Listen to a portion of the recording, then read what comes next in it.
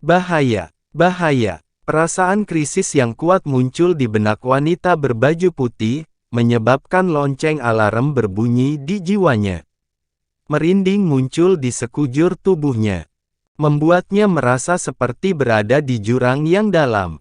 Akan mati. Wanita berbaju putih tiba-tiba merasa bahwa selama dia menerobos kabut di depan matanya dan melihat sedikit pun jejak masa lalu Qin Chen, dia pasti akan menghadapi kengerian besar antara hidup dan mati.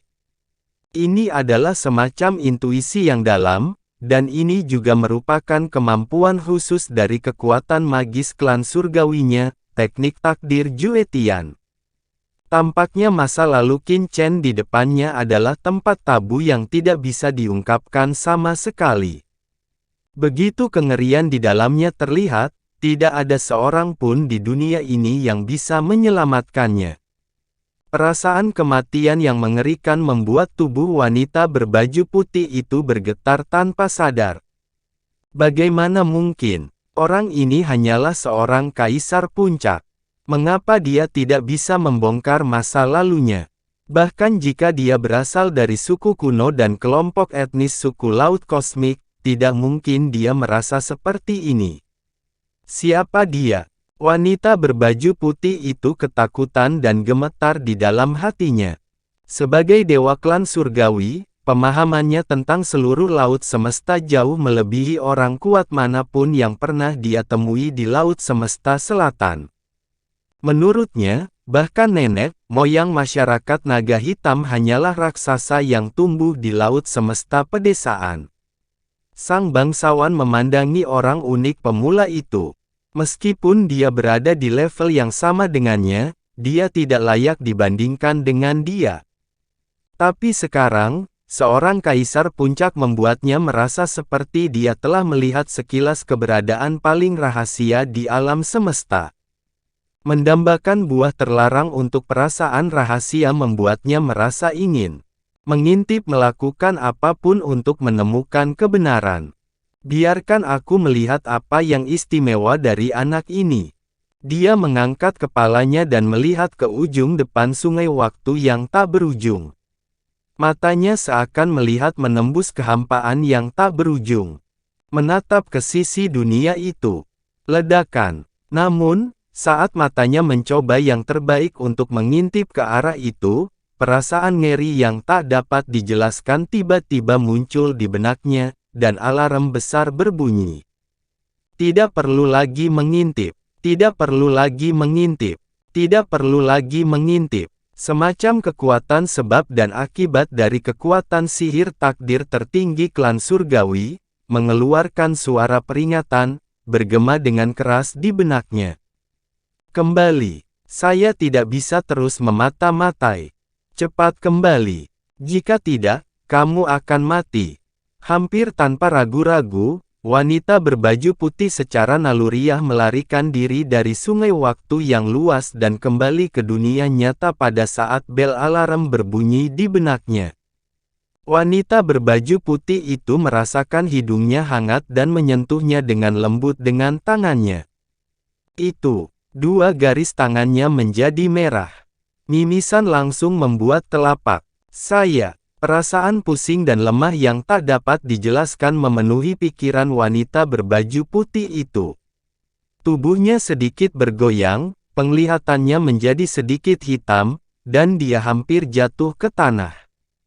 Aku terluka, dan jiwaku rusak. Kapan itu terjadi? Wanita berbaju putih itu merasakan udara dingin mengalir dari tulang ekornya ke kepalanya, keringat dingin muncul di punggungnya, dan dia langsung merasa kedinginan. Dia mengangkat kepalanya dan menatap Qin Chen. Dengan ketakutan di pupil matanya. Terlalu menakutkan. Wanita berbaju putih sangat ketakutan di dalam hatinya. Dia adalah kaisar ilahi. Dia baru saja mencoba membongkar masa lalu Qin Chen di depannya melalui sebab dan akibat dan sungai waktu yang panjang, tetapi dia benar-benar terluka. Jika dia tidak mundur tepat waktu sekarang, dia merasa dia akan mati dengan tenang. Kekuatan apa itu? Wanita berbaju putih tanpa sadar melihat ke dalam pikirannya, hanya untuk menemukan bahwa lautan. Jiwanya menjadi sedikit lebih transparan, seolah-olah dia telah terluka parah. Klik. Segera setelah itu, menara klan yang tergantung di atas laut jiwa dalam pikirannya tiba-tiba bergetar sedikit. Dan retakan muncul di atasnya. Pagoda kuno, harta paling berharga klan, benar-benar retak. Wanita berbaju putih itu ketakutan. Ini adalah harta karun tertinggi yang diwariskan oleh klannya selama zaman yang tak terhitung jumlahnya.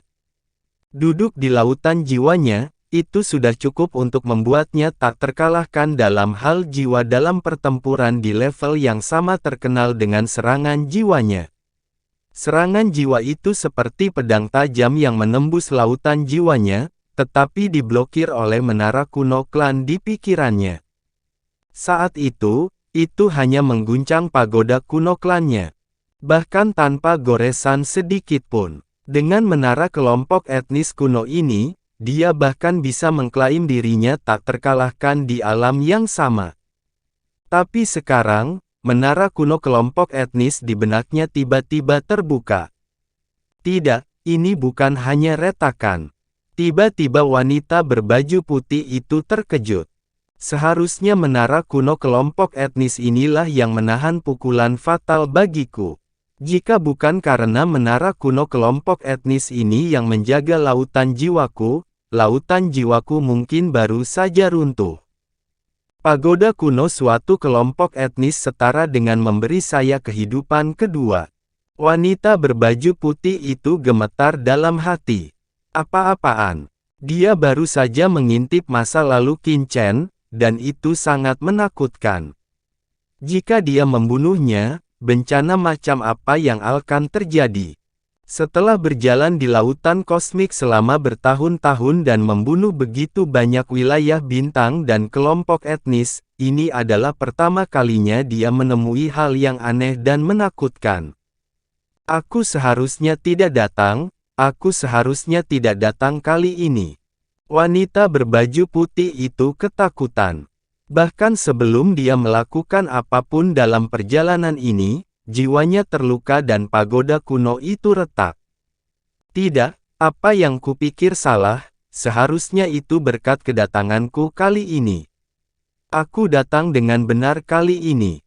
Namun seketika, wanita berbaju putih itu kembali merasa bahagia.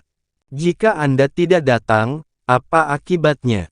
Orang tua tak berotak dari 3 klan pasti akan bertarung sampai mati dengan Qin Chen di depannya. Ketika saatnya tiba dan dendam dipalsukan, klannya mungkin dalam bahaya dimusnahkan. Bagus sekali. Saya datang ke tempat yang tepat. Ini waktu yang tepat. Memikirkan hal ini, wanita berbaju putih merasa senang sekaligus ketakutan. Senior, apa yang kamu lakukan? Pada saat ini, suara bingung tiba-tiba menyela lamunan wanita berbaju putih, langsung membawanya kembali ke dunia nyata. Namun, Qin Chen dan Saroye memandang wanita berbaju putih yang menyeka hidung berdarah dengan bingung, sedikit mengernyit. Oh, wanita berbaju putih itu melanjutkan, saya sedang terburu-buru, jadi saya sedikit marah.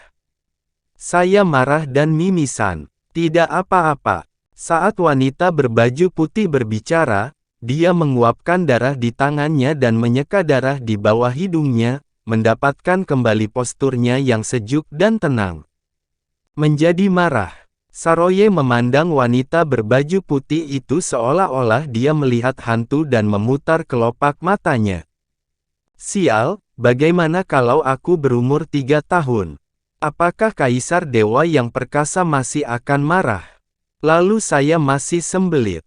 Tatapan sinisnya terlihat di mata wanita berbaju putih itu, dan Tuhan merasa marah di dalam hatinya. Seperti apa rupa komodo ini?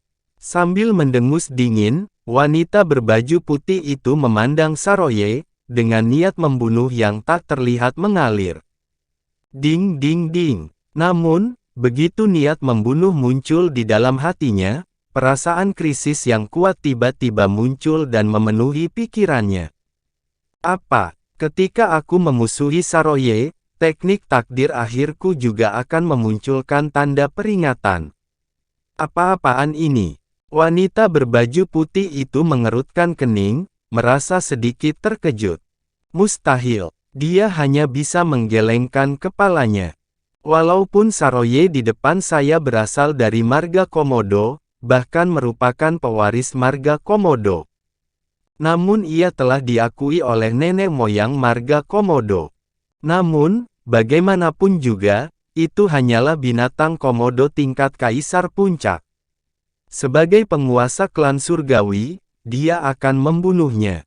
Meskipun itu sedikit merepotkan, tidak akan ada tanda peringatan seperti itu. Apakah itu Qin Chen? Wanita berbaju putih tiba-tiba melihat ke arah Qin Chen. Sebab dan akibat yang tak ada habisnya mengalir di depan matanya, dan dia melihat sekilas petunjuk. Nasib, jadi begitu. Wanita berbaju putih itu tiba-tiba terbangun, bukan karena identitasnya sebagai binatang Komodo, tapi karena Qin Chen. Karena binatang ini bersinggungan dengan Qin Chen, garis nasibnya juga berubah, dan takdirnya menjadi mengeras. Jika aku membunuhnya, aku pasti akan menderita akibat takdir di masa depan. Dan bahkan mempertaruhkan nyawaku. Wanita berbaju putih itu tercengang. Itu hanya binatang Komodo tingkat kaisar tertinggi. Bahkan dewa klan surgawinya tidak dapat membunuhnya. Senior, kenapa kamu ada di sini? Pada saat ini, sebuah suara membangunkannya lagi dari meditasinya. Saroye memandang wanita berbaju putih itu dengan mata kosong, tak bisa berkata-kata. Senior ini tampan, berkulit tipis dan dagingnya empuk.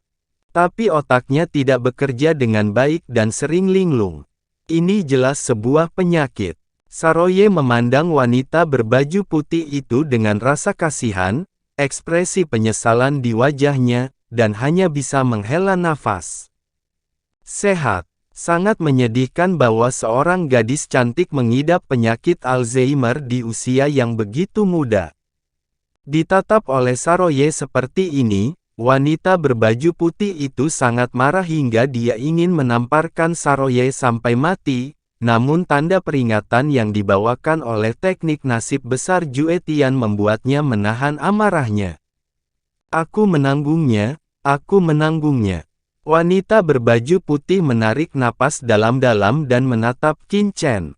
Wajah aslinya yang dingin sedikit rileks, seperti bunga yang mekar di hangatnya musim. Semi, Tuan Kota Qin, apakah dia tahu dari mana asalku? Kata wanita berbaju putih sambil tersenyum. Saya tidak tahu.